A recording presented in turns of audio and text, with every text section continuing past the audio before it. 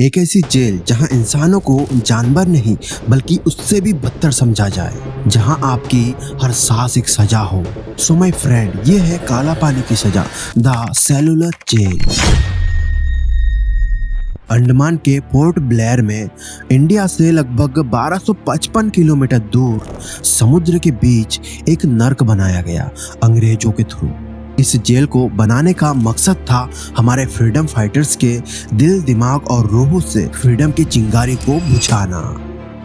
But the question is, क्या अंग्रेज इसमें सफल हो पाए?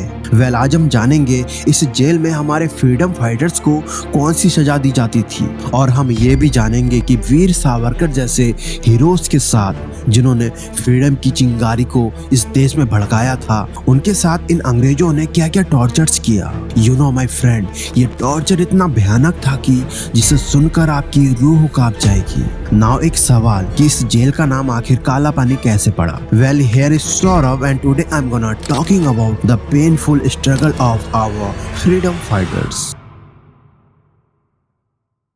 हमारे हिंदू धर्म में एक पुराना विश्वास था कि अगर किसी ने समुद्र पार किया तो वो अपवित्र हो जाता था, यानी उसे समाज से निकाल दिया जाता। बौद्धियाना ब्रह्म सूत्र जो 500 BCE के आसपास लिखा गया था, जिसमें क्लियरली मेंशन था कि समुद्र का सफर इंसान को इम्प्योर बना देता है। इस रूल से हिंदू धर्म के लोग इतना ज्यादा डरते थे कि वे समुद्र पार करने के लिए अपना धर्म बदल देते थे, मतलब हिंदू से वे मुसलमान बन जाते थे। जब गांधी जी समुद्र पार करके इंग्लैंड पढ़ने गए तो उनके गांव वालों ने उन्हें समाज से निकाल दिया था। अंग्रेज नेता, आप लोग इतने अंधविश्वासी कैसे हो सकते हैं? एंड हमारे इसी डर का अंग्रेजों ने भरपूर फायदा उठाया।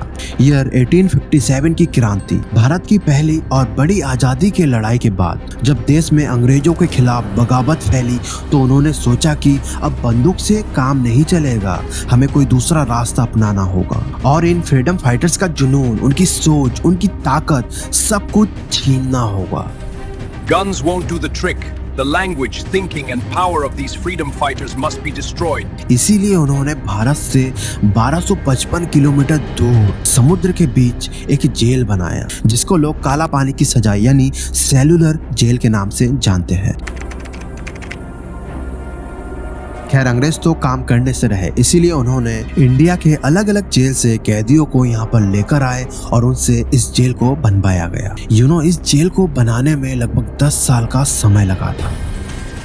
If you steal work, you will not be given today's food and there will be separate punishment. और इस जेल को बनाने के लिए लगभग 5,17,000 का मटेरियल बर्मा से मंगवाया गया, क्योंकि ये देश जेल के नजदीक था। एंड देन 30 लाख ईंटें उन्हीं कैदियों से बनवाए गए जिनके लिए इस जेल को बनाया जा रहा था।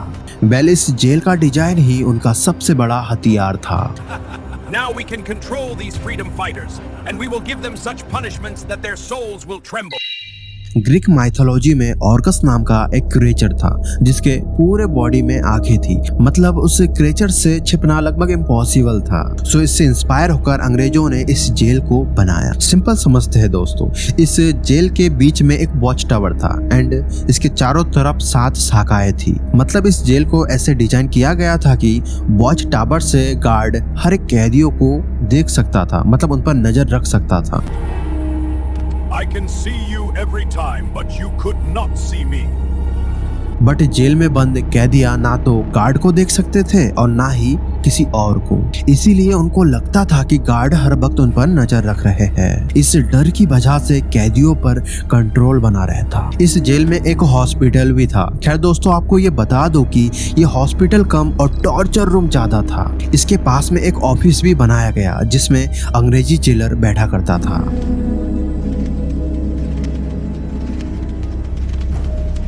एंड इस जेल में एक फांसी घर भी बनाया गया था जिसमें 3 कैदियों को आसानी से लटकाया जा सकता था। एंड हिंदू मुस्लिम के लिए अलग अलग किचन भी बनाया गया था। वेल, बाहर की बाउंड्रीज ज्यादा ऊंची नहीं बनाई गई थी क्योंकि वहां से भागने का मतलब था कि सीधे मौत, क्योंकि एक तरफ था एंडलेस समुद्र और दूसरी तरफ था घना जंगल। जहां जरावा ट्राइब्स रहते थे जो बाहरी लोगों को सीधा तीर मार देते थे बिना कुछ पूछे, because they don't want to share their privacy.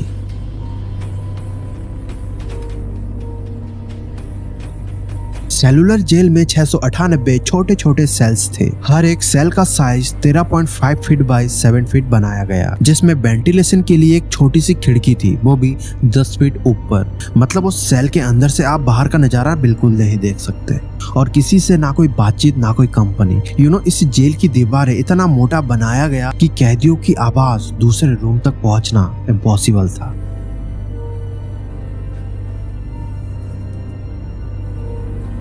अगर इस जेल के अंदर कुछ था तो वो था अकेलापन, बेबसी, torture. Please, I beg for my freedom. Let me out of here. हर सेल पे एक लोहे का गेट था, वो भी एक स्पेशल लॉक के साथ। एंड इस जेल में कभी एक्सटर्नल ताला नहीं लगाया गया, क्योंकि इसको इस तरीके से डिजाइन किया गया था कि कैदियों के थ्रू इस जेल को खोलना इम्पॉसिबल था। जेल को तोड़ना बहुत ही मुश्किल है, लगता है उम्र भर यहीं पर रहना होगा। वीर सावरकर जी और उनके भाई को इसी जेल में बंद किया गया था। लेकिन हैरानी की बात तो ये है दोस्तों कि ये दोनों एक दूसरे के इतने करीब होने के बावजूद भी 9 महीनों तक आपस में मिल नहीं पाए। Now think about it my friend कि इस जेल को कितना खतरनाक तरीके से बनाया गया था।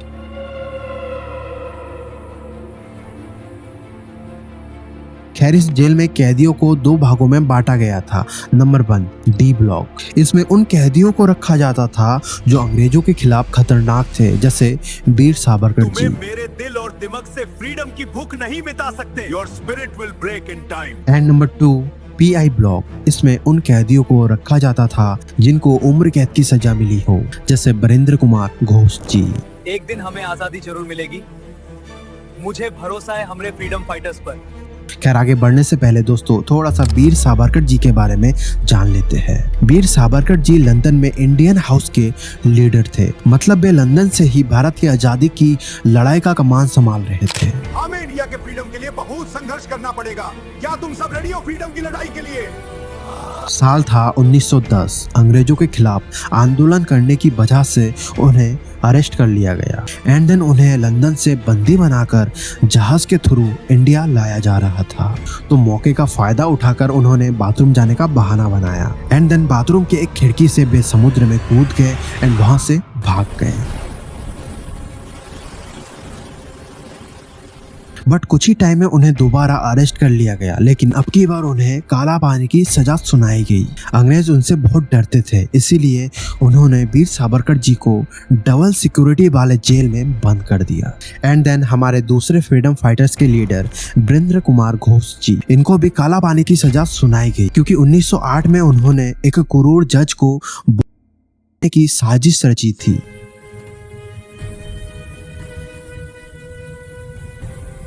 इसीलिए इनको काला पानी की जेल में उम्र कैद की सजा सुनाई गई।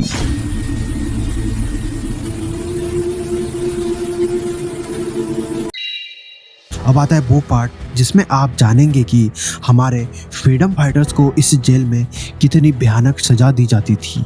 वेल, आगे बढ़ने से पहले प्लीज चैनल को सब्सक्राइब कर लीजिए। इस जेल में अंग्रेजों ने फ्रीडम फाइटर्स के मनोबल को तोड़ने की हर एक नामुमकिन कोशिशें की। हेड जेलर हमेशा अंग्रेज होता था, डेविड बेरी, जो कहता था कि इस जेल में 2 भगवान हैं, एक ऊपर वाला और एक मैं। Listen, all you funk fighters. There are 2 gods in this jail. One is above and the other is me. मतलब ये बंदा खुद को भगवान मानता था और इसके गार्ड हमेशा चाटुकार, पठान और बलूच वाले होते थे, जो अपने प्रॉफिट के लिए अपने भाइयों को भी मारते थे। अंग्रेज बोलते थे कि तुम हिंदुओं को जितना टॉर्चर करोगे, हम तुम्हें उतना इनाम देंगे। Gorgon, punish Hindus and I will reward you.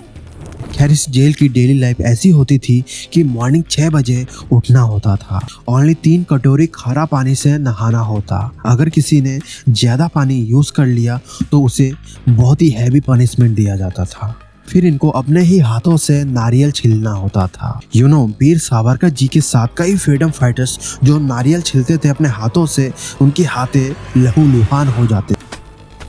हमारे साथ बहुत गलत किया जा रहा है। खैर ये तो फिर भी ठीक था, बट इससे बदतर था कोलू का बैल चलाना। जैसे गांव में कोलू बैल चलाता था, बट इस जेल में बैल की जगह इंसानों को काम करना पड़ता था। हर कैदी को टास्क दिया जाता था कि आपको एक दिन में 30 पाउंड तेल निकालना है, जो कि इम्पॉसिबल था, फिर भी करना पड़ता था कंटिन्यू बिना रुके। एंड अगर कैदियों ने टास्क कंप्लीट नहीं किया तो उनको खाना नहीं दिया जाता था और पूरी रात उनसे कोलू चलवाया जाता था। कोलू को और जिदा घुमा नहीं सकता, प्लीज मुझे थोड़ा खाना दो। बीमार हो जाओ तब भी काम करना पड़ता था। कई बार तो तेल निकालते निकालते कई कैदी पैंट पर ही लूज मोशन कर देते थे, जो कि अंग्रेज इनसे खुद ही धुलवाते थे। और इस वजह से भी कैदियों को सजा दिया जाता, जैसे टॉर्चर डिवाइस में बंद कर देना 3 से 4 दिन के लिए। हमारे फ्रीडम फाइटर्स को इस जेल में खाने के लिए केरोसिन वाली दलिया दिया जाता था, जंगल की गंदी सब्जियां दिया जाता जिसमें कीड़े होते थे, दही और अच्छा खाना ये चाटुकर गार्ड खुद खा जाते थे। इन खराब खानों से परेशान होकर जेल के सारे कैदियों ने सन 1933 को 45 दिनों तक भूख हड़ताल किया। जब तक हमें अच्छा खाना नहीं मिलेगा तब तक हम भूख हड़ताल करेंगे। एंड देन अंग्रेजों ने फोर्सफुली मुंह में ट्यूब डालकर उन्हें खाना खिलाना चाहा।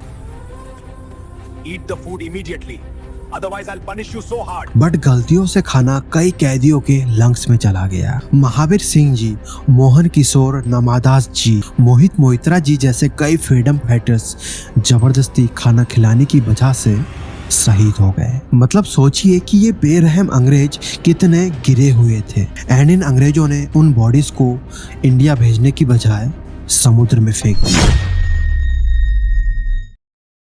इस जेल में टॉयलेट का टाइमिंग फिक्स था। रात को एक छोटा सा मटका दिया जाता, अगर किसी ने ओवरफ्लो कर दिया तो इस वजह से भी उनको मारा पीटा जाता। Gee, you'll have to clean your toilet, and for this I'll punish you. Indu Bhushan Roy 17 साल के एक फ्रीडम फाइटर थे, जो इस टॉर्चर और अकेलेपन से इतना टूट गए थे कि उन्होंने जेल के अंदर ही कर लिया और शहीद हो गए। वीर सावरकर जी ने अपनी किताब मेरे आजीवन कारावास में हर एक टॉर्चर के बारे में लिखा जो उन पर किया गया था। कभी कभार कैदियों को चिट्ठियां लिखने की छूट दी जाती है अपने फैमिली के लिए, लेकिन वो सेंसर होते थे, मतलब अंग्रेज पहले उसे चेक करते थे। अगर उस लेटर में कुछ उनके खिलाफ लिखा होता तो वे लोग उसे भेजते ही नहीं थे। लेकिन मोतीलाल वर्मा ने चुपके से एक लेटर इंडिया भेज दिया था, जिससे ब्रिटिश काउंसिल तक हंगामा हुआ, बट अनफॉर्चुनेटली इससे जेल में कोई फर्क नहीं पड़ा। साल 1937 गांधी जी और टैगोर जी के काफी कोशिशों के बाद काफी फ्रीडम फाइटर्स को काला पानी के जेल से आजाद कर दिया गया। एंड देन 1942 में जापानीज ने अंडमान पर कब्जा कर लिया। एंड यू नो व्हाट, ये लोग तो अंग्रेजों से भी बदतर थे।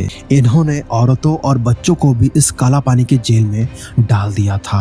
सन 1943 में जब नेताजी सुभाष चंद्र बोस जी अंडमान में भारत का तिरंगा लहराने आए तो इन जापानीज ने उन्हें जेल का साफ सुथरा हिस्सा ही दिखाया था ताकि उनके खिलाफ विद्रोह ना हो। खैर माय फ्रेंड, ये थी काला पानी की सजा, यानी द सेलुलर जेल। आज सिर्फ 4 विंग्स और वॉच टावर ही बचा है एज अ म्यूजियम। ये सिर्फ एक जेल नहीं बल्कि अंग्रेजी टॉर्चर का सिंबल है और हमारे फ्रीडम फाइटर्स के थ्रू दिया गया बलिदान फॉर फ्रीडम। काला पानी की कहानी हमें याद दिलाते हैं कि हमें आज़ादी कितनी मुश्किल से मिली। खैर सल्यूट है उन सारे फ्रीडम फाइटर्स को जिन्होंने हमें आज़ादी दिलाने के लिए अपना सब कुछ कुर्बान कर दिया। Okay guys, that's it for today. Please do subscribe and हाँ, शेयर जरूर करना, क्योंकि सबको पता चलना चाहिए कि काला पानी की जेल में क्या होता था। Well my friend, next topic कौन सा होना चाहिए प्लीज़ कमेंट करके बताओ।